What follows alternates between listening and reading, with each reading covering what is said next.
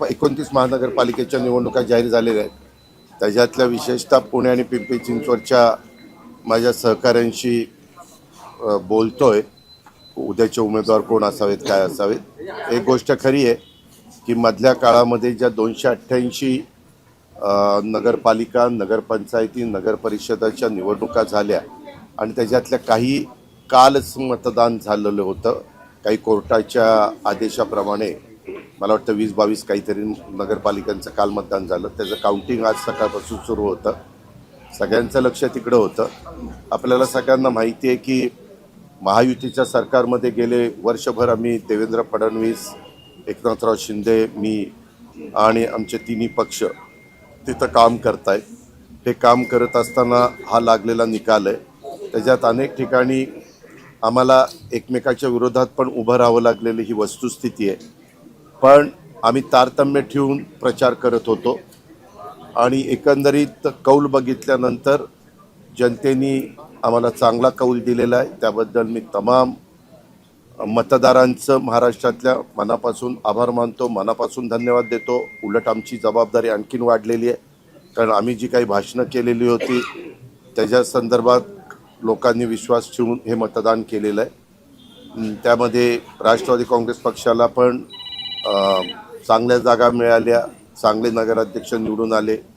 तसंच भाजपचं पण झालेलं आहे आणि शिंदे साहेबांच्या शिवसेनेचं पण झालेलं आहे. अशा पद्धतीचा हा निकाल मिळालेला आहे. पुणे जिल्ह्यामध्ये देखील चांगला निकाल लागलेला आहे आणि जिल्ह्याची मी सगळ्या माझ्या मतदारांचे देखील आभार मानतो. जे नगराध्यक्ष 288 नगरपालिका, नगरपंचायत, नगरपरिषदामध्ये निवडून आलेले आहेत, भले ते कोणत्याही पक्षाचे असोत, त्यांचंही मी सर्व अध्यक्षांचं, कारण डायरेक्ट अध्यक्षाची निवडणूक होती, त्यांचंही मी मनापासून अभिनंदन करतो. त्यांनाही धन्यवाद देतो. आता जबाबदारी त्यांची पण वाढलेली आहे. त्या जबाबदारीचं भान ठेवून ते सगळे जण काम करतील. आम्ही देखील आमची जबाबदारी जी काही आहे सरकार म्हणून ती पार पाडू. केंद्र सरकारची पण मदत त्या बाबतीमध्ये घेऊ आणि त्या जिल्ह्याचे पालकमंत्री देखील आमचे महायुतीचे तिथं सहकार्य करतील याबद्दलची ग्वाही मी ह्या सगळ्या नवनिर्वाचित नगरसेवकांना, नगराध्यक्षांना देऊ इच्छितो. पत्रकार मित्रांनो, तुम्ही सकाळपासून थांबलेल्या, पण माझी धावपळ चाललेली आहे. अजून माझ्या सगळ्या मुलाखती संपलेल्या नाही आहेत. अजून मला वाटतं 5-6 प्रभाग राहिलेले आहेत आणि ते आता संपवून मग इतर लोकांशी मला चर्चा करायची. त्याबद्दल तुम्ही पण माझ्याबद्दल गैरसमज निर्माण करून घेऊ नका. आपल्याला काही प्रश्न विचारायचे असतील तर विचारा.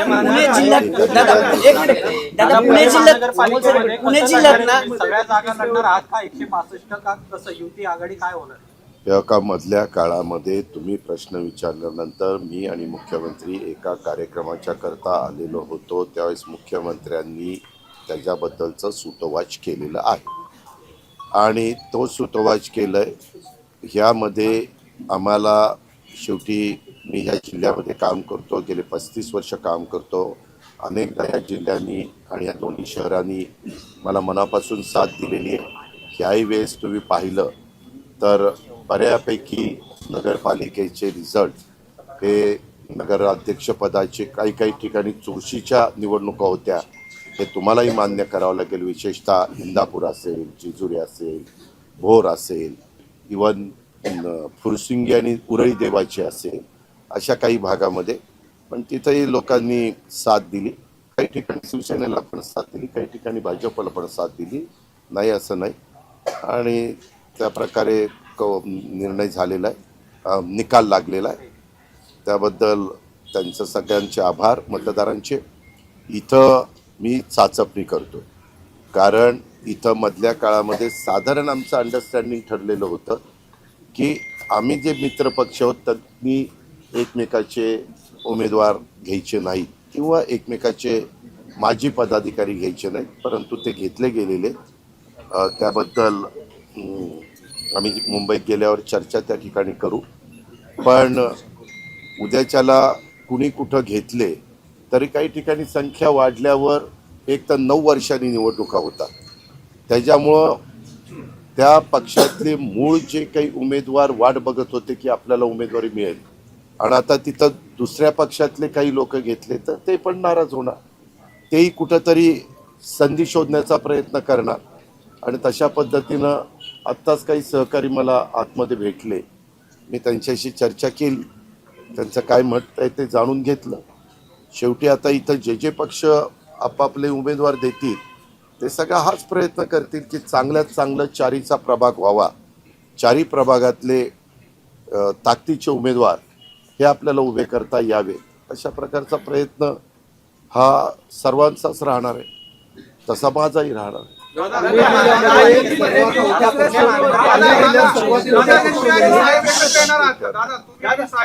आगामी महापालिका इलेक्शनच्या दृष्टीने एकत्र येणार आहात का? कारण की सातत्याने सारखी चर्चा होती त्यावर. त्याच्यामध्ये आम्ही महाविकास आघाडीत एकत्र काम करत होतो 15 वर्ष काँग्रेसच्या बरोबर. त्यावेळेस आम्ही हा सगळा अधिकार त्या त्या जिल्ह्यांना द्यायचो. आता पण तो अधिकार आम्ही त्या त्या जिल्ह्यांना दिला आणि त्या प्रकारे ह्या नगरपालिकेच्या निवडणुकीमध्ये देखील कुठं कशा पद्धतीने युत्या झाल्या हे पत्रकार मित्रांनो आपण पण सगळ्यांनी पाहिलेलं आहे, जनतेने पण पाहिलेलं आहे आणि त्याच्यातून निकाल पण आता लागलेले आहेत. त्याच्या उद्याच्याला प्रत्येक पक्ष, आम्ही महायुतीच्या सरकारमध्ये काम करत असलो तरी भाजपला त्यांच्या कार्यकर्त्यांना जास्तीत जास्त संधी द्यायची, शिवसेनेला त्यांच्या कार्यकर्त्यांना एकनाथराव शिंदे साहेबांना संधी द्यायची, मला माझ्या राष्ट्रवादीच्या कार्यकर्त्यांना संधी द्यायची. शेवटी आम्ही सगळेजण ह्या सगळ्यांच्या मदतीमुळं 288 मतदारसंघात लढलो आणि त्याच्यातले जवळपास 238 मतदारसंघामध्ये आमच्या ह्या जीवाभावाच्या कार्यकर्त्यांनी तिन्ही पक्षाच्या आम्हाला निवडून आणण्याचं काम केलं. पण त्या कार्यकर्त्याला पण संधी मिळाली पाहिजे, त्याच्यामुळं नगरपालिकेमध्ये देखील तशा प्रकारचा प्रयत्न झाला. अनेक ठिकाणी आम्ही एकमेकाच्या विरोधामध्ये देखील लढलो आणि महानगरपालिका देखील 29 आहे. प्रत्येकाला वाटतं आपल्या विचाराचा महापौर व्हावा आणि तशा प्रकारचे प्रयत्न सर्वांचेच चाललेले. आणि हे सगळं करत असताना तिथली राजकीय परिस्थिती कशी उद्भवते त्या पद्धतीनं तिथले निर्णय हे तिथले जिल्हाध्यक्ष घेतील. त्यांचं म्हणणं आहे की दोन्ही राष्ट्रवादीने एकत्र लढावं आणि ते म्हणतात की अजित पवार पण तुम्हाला भेटून गेले, तुमचं काय त्यांना मार्गदर्शन राहणार आहे? मी सांगितलं ना, त्यांनी तिथल्या जिल्हाध्यक्षांना शहर अध्यक्षांना भेटावं आणि त्याच्यातनं काही समन्वय साधता आला तर पाहावा. पण तुम्ही सकारात्मक आहात का की साहेबांसोबत जाऊन युती केलं तर आपला फायदा होईल लढावा असं तुम्हालाही वाटतंय? त्या संदर्भात हे का साधं गणित आहे पत्रकार मित्रांनो, मताची विभागणी झाल्यानंतर निवडून येलेल्या उमेदवाराला अडचण येते. 30 मताची विभागणी होऊन नाही दिली तर त्यांना निवडून यायला सोपं जातं, तर तिथले शहर अध्यक्ष जिल्हाध्यक्ष निर्णय घेतील. दादा, तुम्ही असं बोलून एक प्रकारे संकेत देताय का की आम्ही दोन्ही राष्ट्रवादी म्हणून एकत्र येतोय म्हणून?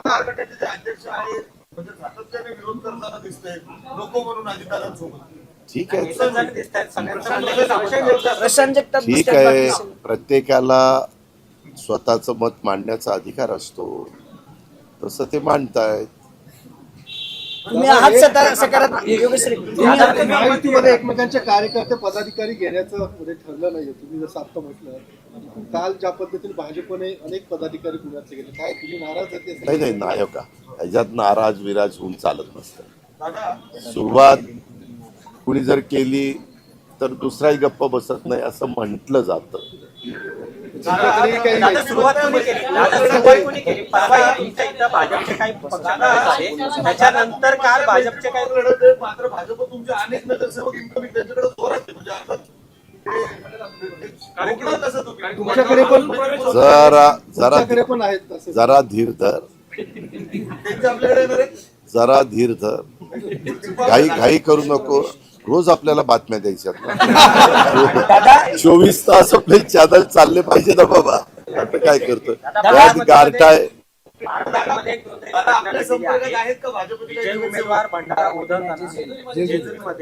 मी आता मला निरोप आला, त्यांना आपण दवाखान्यामध्ये ऍडमिट केलेलं आहे. डॉक्टरांचं म्हणणं की म्हणजे त्यांच्या जीविताला धोका नाही, काळजी घेत आहेत. घडायला नको होतं, परंतु उत्साहाच्या भरात कधी कधी काही घडतं, त्याची काळजी सगळ्यांनीच घेतली पाहिजे. दादा, मुंबई महापालिकेमध्ये नेमकं काय असतं? तुम्ही महायुती सोबतच असणार आहात का कुठे? मुंबई महापालिकेत? अरे बाबा, तिथं मध्ये आम्ही मुख्यमंत्री नंतर सुनील तटकरे साहेब आमची बैठक झाली, त्याच्याबद्दल CM साहेबांनी पण काही सुतोवाच केलाय. आम्ही पुन्हा आता 2 दिवसांनी जाऊ, म्हणजे मी उद्या पण बहुतेक इथंच थांबेन, कारण इथं पण बऱ्यापैकी काम आहे, आणि त्याच्यानंतर मग गेल्यानंतर त्याच्याबद्दलची चर्चा करू. नवमल्लिकावरून वाद आहे. महायुतीतले काही मित्रपक्ष विरोध करतायत, कारण की नवमल्लिकाकडे जबाबदारी तुम्ही दिलेली आहे. प्रत्येकाचं वेगवेगळं मत त्या ठिकाणी असू शकतं, त्यांना त्यांचं मत व्यक्त करण्याचा अधिकार आहे, त्याच्यामध्ये टीका टिप्पणी करण्याचं आम्हाला काही कारण नाही. दोन्ही राष्ट्रवादी एकत्र कधी येतील? अरे बोलू द्या रे दादा. अरे मी काही ज्योतिषी नाहीये बाळा, तुमच्याकडे निर्णयाचा मी ज्योतिषी नाहीये.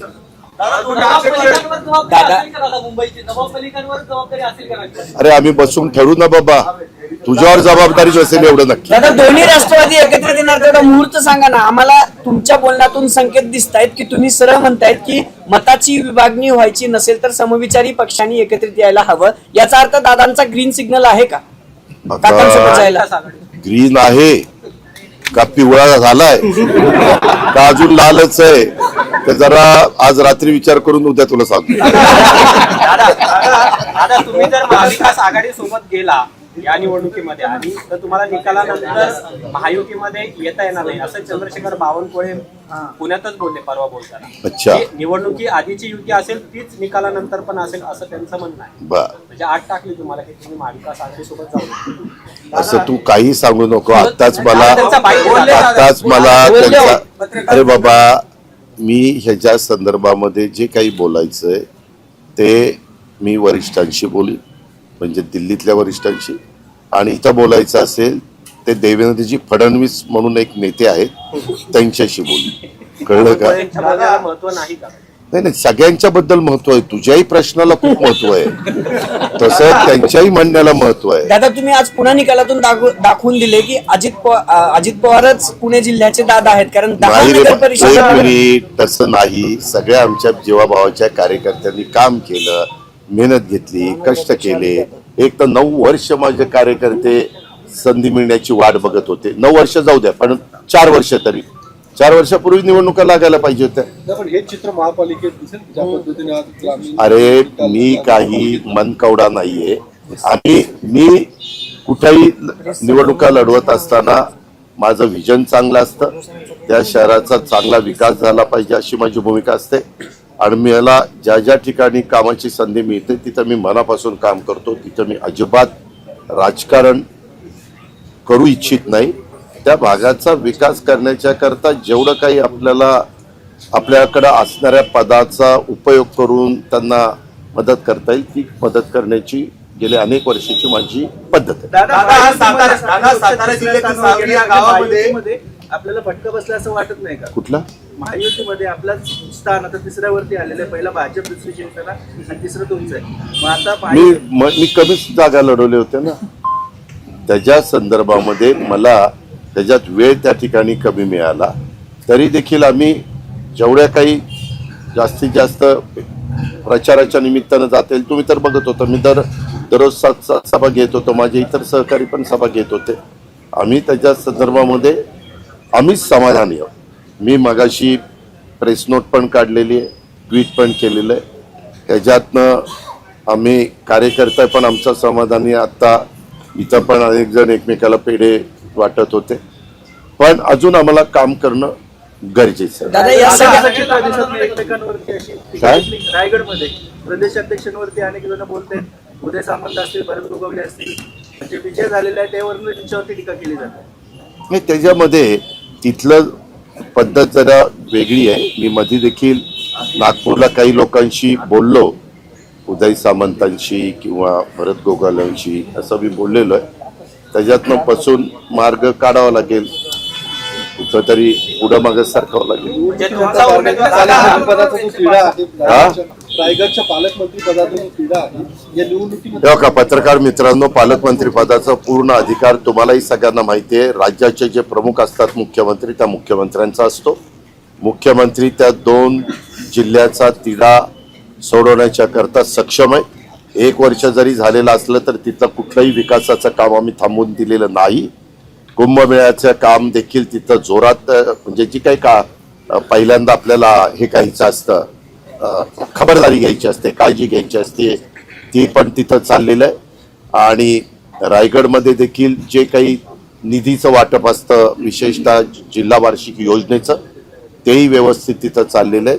नाशिकला पण व्यवस्थित चाललेलं आहे. दादा, सातारा जिल्ह्यातील सरडी या गावामध्ये 115 कोटी रुपयाचे ड्रग्ज सापडले होते. त्या प्रकरणामध्ये आपल्याच पक्षातील विशाल मोरे, जे विद्यार्थी सेलचे अध्यक्ष पुण्यातले, त्यांना अटक करण्यात आली. म्हणजे आपण बॅकग्राऊंड चेक करत नाही का घेताना ड्रग्ज पुण्यामध्ये?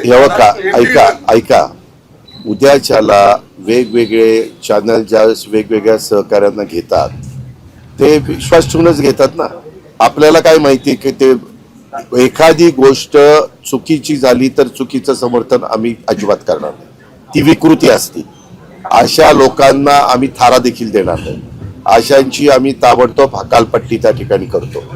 पण एवढ्या मोठ्या ह्याच्यामध्ये हे तर होता कामा नये. पोलिसांनी पण काळजी घेतली पाहिजे. पत्रकार मित्रांनी पण बारकाईनं नजर ठेवली पाहिजे की कुठं काही चुकीचं घडतंय ते ताबडतोब लक्षामध्ये आणून दिलं पाहिजे. कारण पत्रकारिता देखील एक महत्वाचा घटक आहे, स्तंभ आहे. त्याच प्रकरणात एकनाथ शिंदे यांच्या भावावर देखील गंभीर आरोप होत आहे. त्याबद्दल स्वतः राज्याच्या मुख्यमंत्र्यांनी सूतोवाच केलेला आहे. हे आपल्या ऐकण्यात किंवा पाहण्यात आलेलं असेल. साताऱ्यामध्ये हे जास्त होताना दिसते. एमडी सारखा ड्रग दादा, तुम्ही पालकमंत्री आहात पुण्याचे, इथंच कारखाना होता दादा. अरे बाबा, तू जर मला आधी सांगितलं असतं की दादा एवढा दौंडला कारखाना चालू आहे, लगेच तिथं दाद टाकली असती. आम्ही पोलिसांना ज्या सूचना द्यायच्या त्या दिल्या, दोन्ही सीपीना दिल्यात, एसपीना दिल्यात. आणि मी नेहमी त्यांना सांगतो, मी मुख्यमंत्र्यांच्या देखत, तुम्ही पत्रकार मित्रांनी कितीदा तरी ऐकलं, राजकीय कुणी दबाव किंवा काही तिथं करण्याचा प्रयत्न केला तर त्याला अजिबात भीक घालू नका, त्या दबावाला बळी पडू नका. तुम्ही बघताय पत्रकार मित्रांनो, यंदाच्या वर्षी जिल्हा वार्षिक योजनेतनं आपण त्यांना इन्फ्रास्ट्रक्चर म्हणून गाड्या, सीसीटीव्ही कॅमेरे, जे काही त्यांना लागतं, कॉम्प्युटर वगैरे, किती गोष्टी दिलेल्या आहेत. अजिबात आपण कमी केलं नाही. आजपर्यंत आपल्या राज्याच्या इतिहासात इतक्या मोठ्या प्रमाणात पुणे शहर, पिंपरी चिंचवड शहर, पुणे ग्रामीणला गाड्या दिलेल्या. तुम्ही एकदा कलेक्टरांना विचारा की यंदाचा जिल्हा वार्षिक योजना कितीची होती आणि त्याच्यामध्ये किती कोटी रुपये पोलीस खात्याला फक्त दिले गेले. मग पोलीस कमी पडतात. पोलिसांना मध्ये तुम्ही होता कधी? एक मिनिट, ज्या दिवशी मुख्यमंत्री इथं कार्यक्रमाला होते 3000 कोटीचे, त्यावेळेस मी काय सांगितलं की मी मुख्यमंत्र्यांच्या साक्षीनं सांगतो की कुठल्याही परिस्थितीमध्ये कोयता गँग, हे ड्रग्ज किंवा काही वेडेवाकडे प्रकार हे अजिबात होऊन देऊ नका. ते कुठल्याही राजकीय पक्षाशी संबंधित तिथं दागे दोरे पोचले तरी त्याच्यावर ऍक्शन घ्या, इथपर्यंत मी सांगितलं ना. दादा, आजचे जे नगर परिषदेचे निकाल आलेत याचे पडसाद येणाऱ्या महानगरपालिका निवडणुकीवर पडतील का? थोडाफार मतदारांच्यावर जे असे बॉर्डरवर असतात ते साधारण ज्यांची मतं पक्की ठरलेली असतात तिथं मतं बदलायचा प्रश्न येत नाही. परंतु जे अंदाज घेऊन किंवा आता काय परिस्थिती, आता काय केलं पाहिजे, तशा पद्धतीनं मतदान करतात, तिथं 5-10% फरक पडतो. धनंजय मुंडेंनी अमित शहाची भेट घेतली 2 दिवसांपूर्वी आणि त्यानंतर चर्चा सुरू झाल्या की पुन्हा धनंजय मुंडेंची. आपल्याला सगळ्यांना माहितीये तिथं कावळा उठायला फांदी तुटायला गाठ पडावी तशी पडलेली आहे. त्यावेळेस धनंजय मुंडे त्यांच्या 2 कामाच्या करता मलाही त्यांनी फोन करून सांगितलं की दादा एक काम कारखान्याचं होतं आणि अजून एक त्यांचं दुसरं काम होतं. त्या कामाच्या करता त्यांनी अमित शहा साहेब हे आमच्या NDAचे एक प्रमुख नेते आहेत, त्यांनी त्यांची वेळ घेतलेली होती, त्यांनी त्यांना वेळ दिलेली होती, त्याच्याकरता ते बोलायला गेले होते. मी खूपदा बघतो पत्रकार मित्र पण, मी ज्यावेळेस कधी मुख्यमंत्र्यांना भेटायला जातो त्यावेळेस अजित पवार मुख्यमंत्र्यांच्या भेटीला, मग साधारण त्यावेळेस कुठलं जे वातावरण असेल किंवा काही चर्चा असेल त्याचा कुठेतरी अर्थ लावतात आणि ह्याच्याकरता भेटीला. आता भेटीला कशाला गेले ते मला मुख्यमंत्र्यालाच माहिती असतं, पण सूत्रांच्या माहितीनुसार सूत्र यायला ती सूत्रच मला बघायचं. धनंजय मुंडेंना मंत्रिमंडळात समावेश होणार आहे का? कारण ती चर्चा सुरू झालेली आहे. त्यांनी वेळ घेतली. आपल्याला एक माहिती का, ह्या सगळ्याच्या संदर्भातला अधिकार हा राज्याचे प्रमुख या नात्याने मुख्यमंत्री महोदयांचा असतो की नाही. त्या संदर्भामध्ये मुख्यमंत्री काय तो योग्य तो निर्णय घेतील. माणिकराव कोकाटेंची जागा रिकामी झालेली आहे. त्यावर काही थांब ना, एवढी काय घाई झाली, थांब जरा कळ काढ जरा, इतकी घाई करू नका. मला वाटतं ते सुप्रीम कोर्टात का काहीतरी गेले तुमच्यावर लोड आला, अजून तुमच्याकडे खाताला असू दे. अरे सगळा लोड टाकला तरी पेलायची ताकद आहे आपल्याला.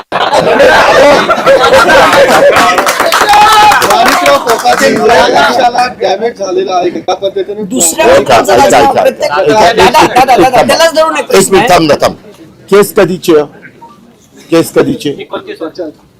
95ची. 95 आज आपण 2025 मध्ये, कुणाला माहिती पण नव्हतं ही केस आहे. 30 वर्ष झाली.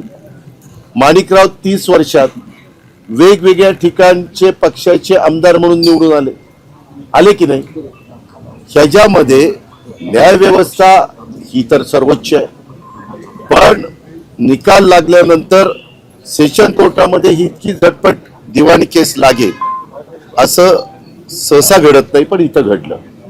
आता मागे काही बाबतीमध्ये काही घटना घडल्यानंतर सुप्रीम कोर्टाने ह्याला स्थगिती दिल्यानंतर जर एखाद्याला अपात्र केलं तरी सुप्रीम कोर्टाच्या निर्णयानुसार त्यांना पुन्हा पात्र ठरून ते त्या पदावर राहू शकतात. अशी उदाहरणं देशामध्ये घडलेली आहेत.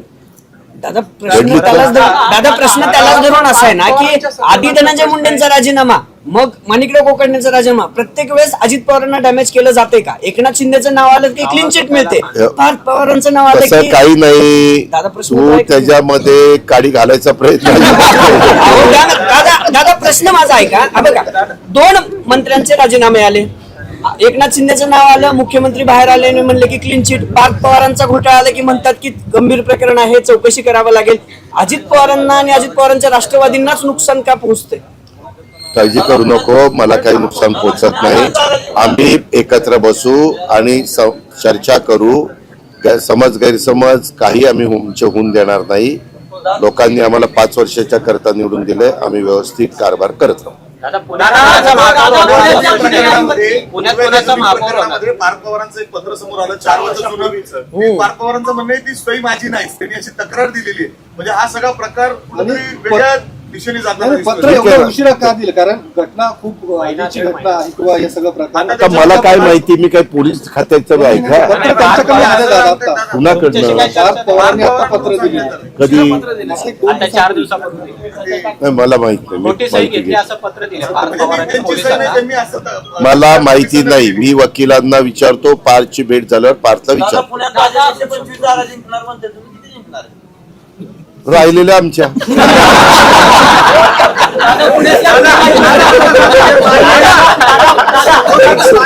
हे बाद झालं. आता मी तुला